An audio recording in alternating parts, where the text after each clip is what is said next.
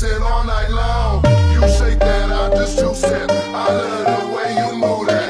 DJ just play my song, we'll keep dancing all night long. You shake that, I just juice it. I love the way you move that. DJ just play my song, we'll keep dancing all night long.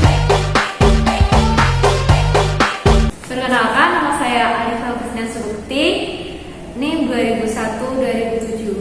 Perkenalkan, nama saya Kurniawati, NIM 2001-2028. Perkenalkan, saya Fatimah ini dengan NIM 2001-2026. Perkenalkan, nama saya Eka Rizky Juliana dengan NIM 2001-2032. Perkenalkan, nama saya Ramania Sekaranggraini dengan NIM 2001-2009. Oke, perkenalkan, nama saya Iswadi dengan NIM 2001-2034. Di sini kami akan melakukan kegiatan konseling kelompok, di mana materi yang akan kami bawakan adalah seksual harassment atau pelecehan seksual, di mana ini yang sering terjadi di sekitar kita. Bagaimana videonya? Tonton saja videonya. Assalamualaikum warahmatullahi wabarakatuh. Waalaikumsalam warahmatullahi wabarakatuh. Bagaimana kabarnya teman-teman? Alhamdulillah baik Pak. Wah, sepertinya masih ada yang kurang semangat di antara kalian. Kita ulangi lagi apabila saya mengucapkan bagaimana kabarnya teman-teman, kalian menjawab Alhamdulillah, luar biasa, Allahu Akbar. Apakah siap? Siap Pak. Bagaimana kabarnya teman-teman? Alhamdulillah luar biasa, Allahu Akbar. Masya Allah. Oke, sebelum kita memulai kegiatan pada kesempatan hari ini, alangkah baiknya kita berdoa terlebih dahulu. Apakah ada di antara kalian yang ingin memimpin doa? Saya Pak. Oke, silahkan Mbak. Sebelum memulai kegiatan pada hari ini, alangkah baiknya kalau kita berdoa terlebih dahulu. Berdoa mulai. Cukup. Oke, terima kasih kepada Mbak yang telah memimpin doa. Oke, selanjutnya ada pepatah yang mengatakan bahwa tak kenal maka tak sayang. Jadi alangkah baiknya kita berkenalan terlebih dahulu. Caranya seperti ini. Yang pertama menggunakan nama, yang kedua kalian berasal dari kelas mana dan apa hobinya. Karena Bapak seorang konselor di sini, maka saya akan mengungkapkan asal dari saya. Pertama, perkenalkan, nama saya Iswadi, saya dari Magelang. Dan hobi saya adalah fishing. Selanjutnya akan dilanjutkan kepada Mbak yang berada di sebelah kanan saya. Terima kasih Pak. Perkenalkan, nama saya Fatimah Aini, biasanya dipanggil Nana. Hobi saya itu menulis. Perkenalkan, nama saya Kurniawati, saya dari kelas 10 3JA. Hobi saya membaca. Perkenalkan, nama saya Alifah Agustina Subukti, kelas TKJB. Hobi saya memasak. Perkenalkan, nama saya Ramania Sekaranggraini, saya dari kelas TKR 2. Hobi saya bongkar mesin. Perkenalkan, nama saya Eka Rizky Juliana, biasa dipanggil Ika. Saya dari kelas 10 Multimedia 1. Hobi saya menulis. Oke teman-teman, karena kita sudah mungkin kenal satu dengan yang lain, selanjutnya Bapak ingin bertanya, apakah kalian pernah mengikuti kegiatan konseling kelompok sebelumnya? Belum Pak. Oke, jadi Bapak di sini akan menjelaskan sedikit tentang konseling kelompok. Konseling kelompok adalah sebuah pemberian bantuan dari seorang konselor, yaitu Bapak, kepada kalian yang merupakan seorang konseling, yang bertujuan untuk menyelesaikan masalah, mengangkat atau mengurangi, serta membantu kalian agar dapat membantu mengurangi masalah yang sedang kalian hadapi. Tapi dalam konseling kelompok itu juga terdapat beberapa asas. Di antaranya adalah asas keterbukaan dan asas kesukarelaan. Asas keterbukaan adalah kalian harus terbuka, mau menyampaikan masalah yang sedang kalian hadapi. Sedangkan asas kesukarelaan adalah kalian harus datang ke sini, atau kalian tuh datang ke sini tanpa ada paksaan dari orang lain, sehingga kalian datang ke sini adalah bertujuan agar kalian dapat mengetahui apakah kalian di sini datang secara keinginan sendiri ataupun dari orang lain. Apakah kalian paham? Paham Pak. Baiklah, sebelum kita memasuki ke tahap selanjutnya, sesi kali ini akan berjalan selama 45 menit. Apakah cukup? Cukup Pak. Oke, Sebelum kita memasuki acara yang inti, kita lebih baik melakukan ice breaking terlebih dahulu agar kita bisa menjadi lebih fokus dan lebih bersemangat. Dalam ice breaking kali ini, apakah apabila ada yang kalah, apakah ada hukumannya? Boleh Pak. Oh boleh. Hukumannya apa? Seru. Menyanyi. Oke. Oke, cara ice breakingnya seperti ini. Apabila saya bilang tepuk, maka kalian harus tepuk. Tapi apabila saya mengucapkan angka, kalian harus memunculkan jari sesuai angka yang saya sebutkan. Contohnya, tepuk 1, tepuk 2, 3. Nah, oke teman-teman, mari kita mulai. Tepuk 1, tepuk 2, tepuk 3. Oh, ternyata masih fokus. Mari kita ulangi satu kali lagi. Tepuk 1, tepuk 1, tepuk 2, tepuk 2, 1. Oh, ternyata tidak ada yang kena hukuman pada kesempatan kali ini. Oke, karena kita sudah fokus dan kita sudah bersemangat pada kesempatan kali ini, mari kita lanjut ke tahap selanjutnya. Di sini Bapak meminta pendapat kalian tentang peristiwa atau kejadian pelecehan seksual yang mungkin pernah kalian hadapi. Apakah kalian bersedia? Bersedia, Pak. Oke, mari kita bisa memulai dari Mbak Nana, silahkan. Gini Pak, saya dulu pernah sepertinya termasuk pelecehan seksual.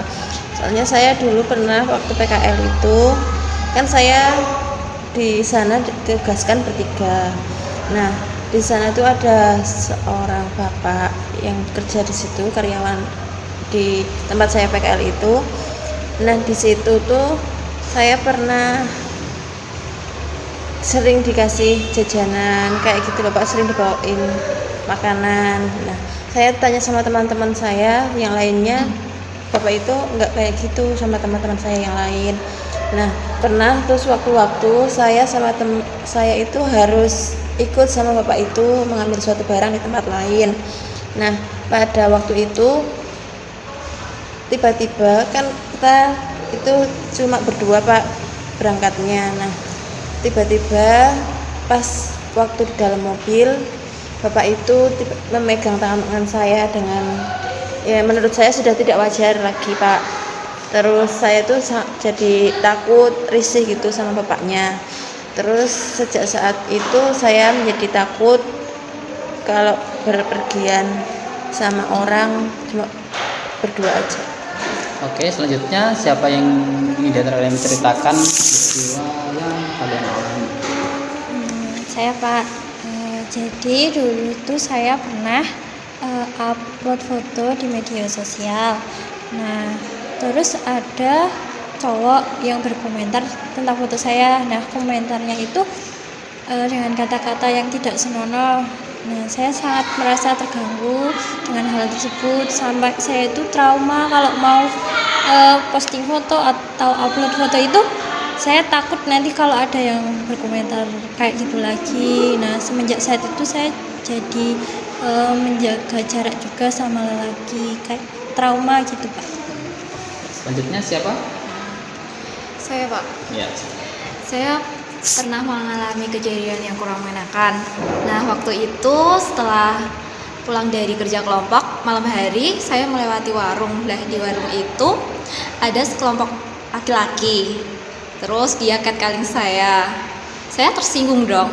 Dia catcalling saya, padahal pakaian saya itu tertutup rapi seperti itu. Nah, sejak kejadian malam itu saya tidak berani untuk pulang malam dan melewati warung yang ada sekelompok orang laki-laki seperti itu. Terima kasih. Selanjutnya siapa? Mungkin saya Pak. Ya, silakan. Nah, saya juga pernah mengalami hal yang seperti Mbak Alifah alamin. Waktu itu kan saya lagi di jalan mau ke warung. Nah, waktu itu saya juga lewat di depan angkringan gitu loh Pak, yang ada banyak sekelompok orang laki-laki itu. Nah, sekelompok laki-laki itu kayak sweet-sweetin saya gitu loh Pak. Terus mereka itu bilang gini, mukanya galak banget sih, coba senyum dikit gitu. Terus dari situ saya kan kayak merasa trauma gitu kalau lewat di depan orang laki-laki gitu Pak. Oke, selanjutnya. Saya Pak, saya waktu itu habis jalan-jalan sama teman. Nah itu pulangnya ya nggak malam banget. Posisinya juga mau habis dari kota. Kan saya nggak bawa kendaraan nih Pak. Jadi saya naik angkutan umum. Nah di situ angkutan umum Trans Jogja itu kursinya udah penuh. Jadi mengharuskan penumpang yang masuk tuh ada beberapa yang berdiri, cuman kok pas jadi saya kebagian yang berdiri itu kan Pak, pas saya berdiri kok ada di belakang saya ada bapak-bapak gitu, tapi kok makin lama kayak makin mepet gitu Pak, jadi saya merasa udah mepet terus risih gitu loh Pak, saya udah nggak berani lagi naik angkutan umum. Oke, berdasarkan dari pengalaman yang kalian ceritakan, mungkin Bapak bisa simpulkan bahwa kalian itu mengalami pelecehan secara verbal dan non-verbal. Ada pelecehan secara verbal juga ya Pak? Iya Pak, betul sekali. Berikut pada kesempatan ini Bapak akan menyampaikan video yang berkaitan tentang sexual harassment atau kejadian pelecehan seksual. Bisa mengamati dan mencermati apa yang ada dalam video kali ini.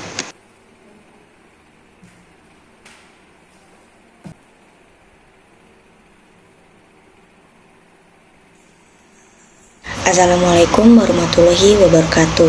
Saya Diva Sevia Brilianti dengan NIM 2103156 akan mempresentasikan materi yang berjudul mengenal apa itu sexual harassment dan bagaimana menyikapinya untuk memenuhi tugas mata kuliah public speaking dengan dosen pengampu Ibu Ajeng Pradesti. Sexual harassment. Belakangan ini kembali marak terjadi kasus pelecehan seksual di Indonesia. Kasus sexual harassment bisa terjadi pada siapa saja, bisa dari laki-laki ke perempuan, perempuan ke laki-laki, bahkan laki-laki ke laki-laki juga. Pentingnya mengetahui sejak dini apa saja bentuk-bentuk dari pelecehan seksual itu dan bagaimana cara menghadapinya, agar bisa menyadari hal itu tidak benar. Apa itu pelecehan seksual? Seksual harassment atau pelecehan seksual merupakan segala perilaku baik verbal maupun fisik yang mengacu pada perilaku seksual yang tidak diinginkan dan dilakukan secara eksplisit ataupun implisit sehingga membuat seseorang merasa tersinggung, terhina, bahkan menjadi terintimidasi di dalam lingkungannya. Bentuk perilaku yang dikategorikan pelecehan seksual bisa sangat luas, baik itu secara fisik, verbal, ataupun visual. Pada perilaku pelecehan secara fisik dapat berupa melakukan sentuhan pada pakaian atau tubuh seseorang hingga melakukan assaulting atau menyentuh tanpa persetujuan dan tidak diinginkan. Secara verbal, seseorang dapat melakukan tindakan pelecehan seksual dengan berkomentar tentang penampilan seseorang, pembicaraan mengenai seks yang menyinggung, penyebaran rumor mengenai kehidupan pribadi seseorang, atau pernyataan seksis yang meremehkan salah satu gender. Pelecehan secara visual seperti menatap dan memperhatikan tubuh seseorang dari atas sampai bawah atau mengirimkan foto atau video berbasis seks yang tidak diinginkan. Bentuk-bentuk pelecehan seksual. Pelecehan seksual dapat terjadi di mana saja, kapan saja, dan oleh siapa saja. Berikut bentuk-bentuk pelecehan seksual. Yang pertama, berperilaku atau mengutarakan ujaran yang mendiskriminasi atau melecehkan penampilan fisik, tubuh, atau identitas gender orang lain. Misal, lelucon seksis, siulan, dan memandang bagian tubuh orang lain.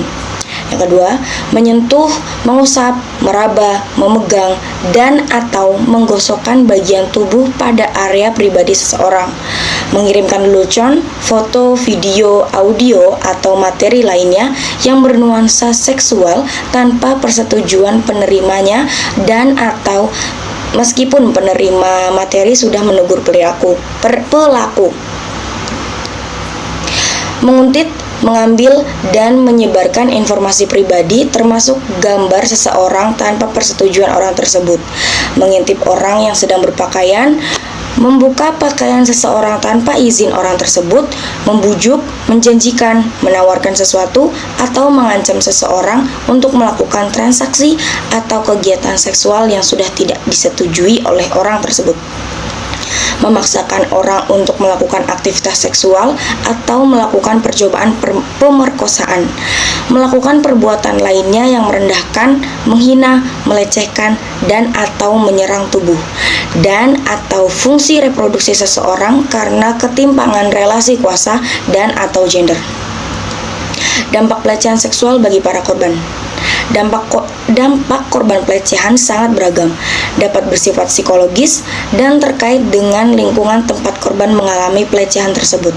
Efek psikologis meliputi rasa depresi, perasaan bersalah, amarah, ketakutan, ketidakberdayaan, hingga harga diri rendah sehingga korban mengurung diri. Perkiraan presentasi tekanan emosional akibat perilaku pelecehan ini mencapai 90% menurut Harvard Review Psychiatry.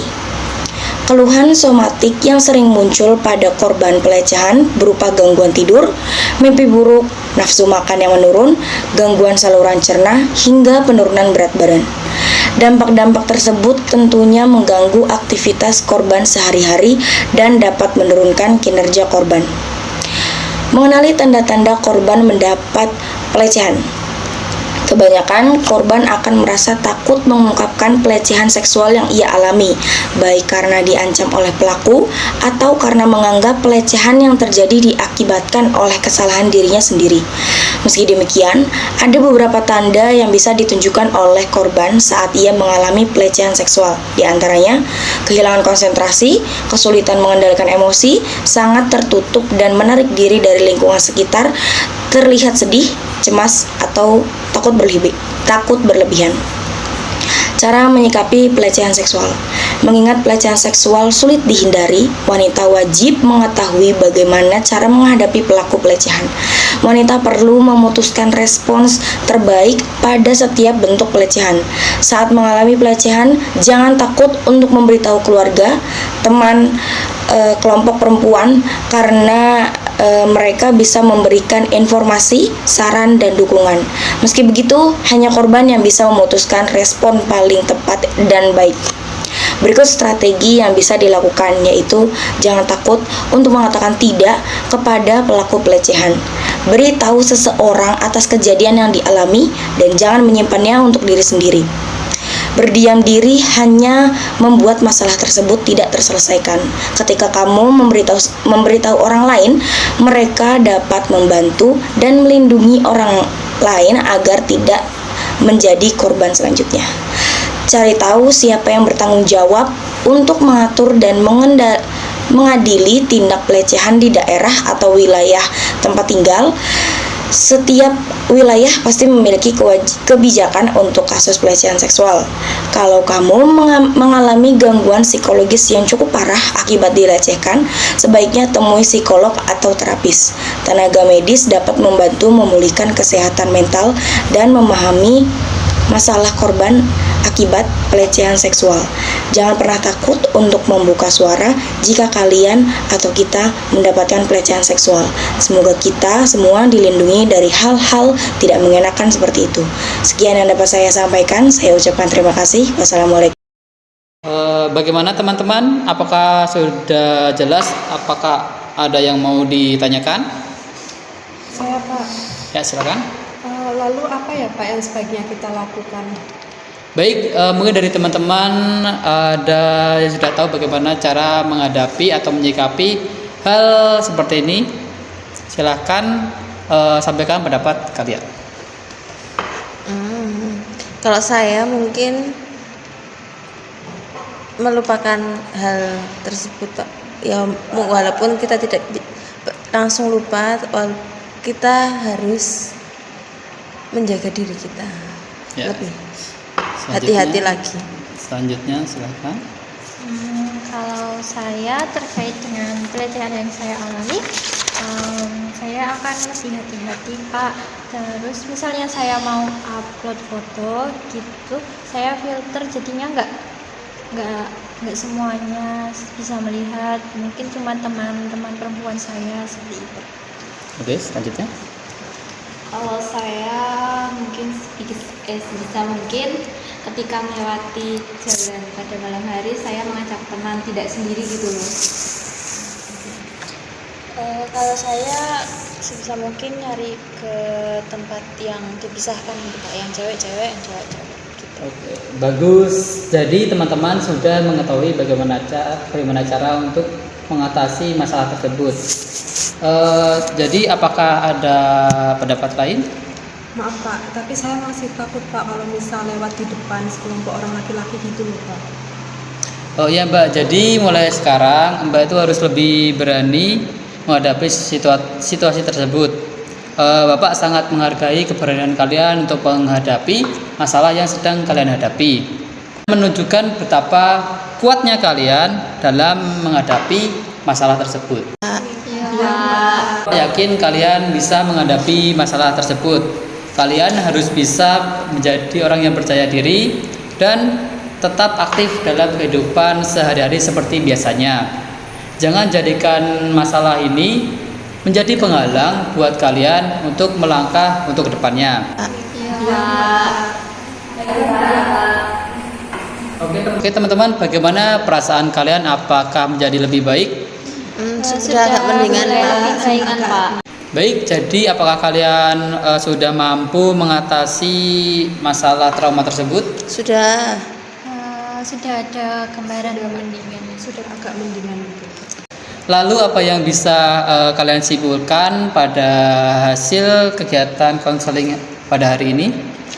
Sebagai seorang perempuan, kita harus berani untuk mengatasi trauma tersebut.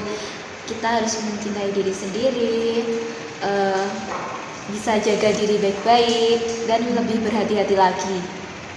Lainnya, apakah ada yang menyampaikan pendapatnya?